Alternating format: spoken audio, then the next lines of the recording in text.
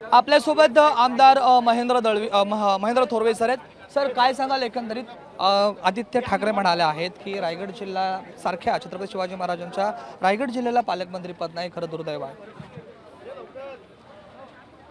आदित्य ठाकरे आता विरोधी बाकावर बसलेले आहेत। त्यांना राजकीय परिस्थिती सगळ्या गोष्टीची कल्पना आहे, तरी जाणीवपूर्वक ते त्या ठिकाणी ते बोलत आहेत, कारण त्यांचे आणि तटकरेंचे घनिष्ठ संबंध आहेत।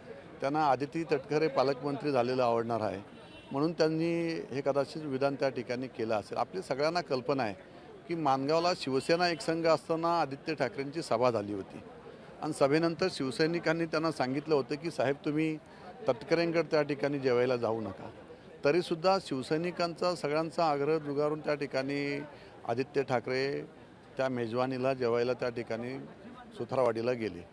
याच्यावरूनच शिवसैनिकांच्या लक्षात आलं की शिवसेनेला रायगड जिल्ह्यामध्ये मातोश्रींनी आणि मातोश्रीच्या नेत्यांनी पायदली तुडवली। अक्षरशः कधी शिवसैनिकांना त्या ठिकाणी मान दिला गेला नाही आणि एक साईडनी तटकरेंनी शिवसेनेला गलचेपी करून ठेवलेली होती। ते कोणताही निर्णय शिवसेनेचा त्या ठिकाणी त्यांच्या मनाप्रमाणे सगळं चालत होतं आणि मग अशा पद्धतीचं नेतृत्वाला कंटाळूनच आम्ही हा उठाव केलेला होता आणि म्हणून आज रायगड खऱ्या अर्थाने स्वतंत्र झालेला आहे असं म्हटलं तरी वावगं ठरणार नाही।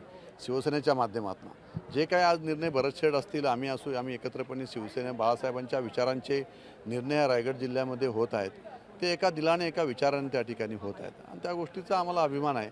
त्यामुळे आदित्य ठाकरे काय बोलतात त्या गोष्टीकडे आम्ही लक्ष देत नाही, कारण त्यांचं हे बालिश विधान असेल। मग ते म्हणतात ते स्वार्थी सरकार आहे, सरकार आहे स्वार्थी।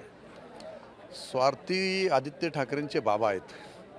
आपल्याला जर लक्षात आलं असेल तर महायुतीचं सरकार आलं, एवढे आमदार तुमचे त्या ठिकाणी होते, घरात मुख्यमंत्री पद मिळाल्यानंतर त्या ठिकाणी स्वतःच्या मुलालाच त्या ठिकाणी मंत्री केलं गेलं। मग स्वार्थी कोण आहेत? हे सरकार स्वार्थी आहे का आपलं सरकार स्वार्थी होतं? ते बघावं त्यांनी। ते म्हणतात या पदाचा तिढा सोडण्यासाठी लिंबू टाचणीची आता गरज पडणार आहे।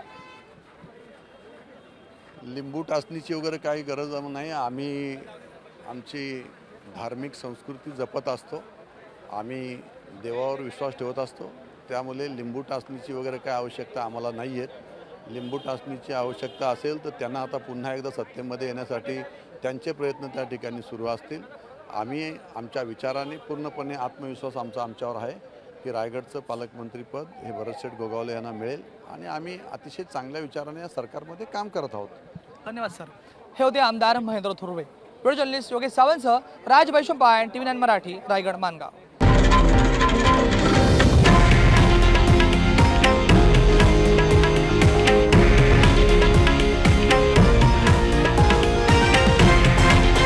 हे आहे देशातील नंबर 1 न्यूज नेटवर्क आणि आपण पाहत आहात TV9 मराठी, एकमेव।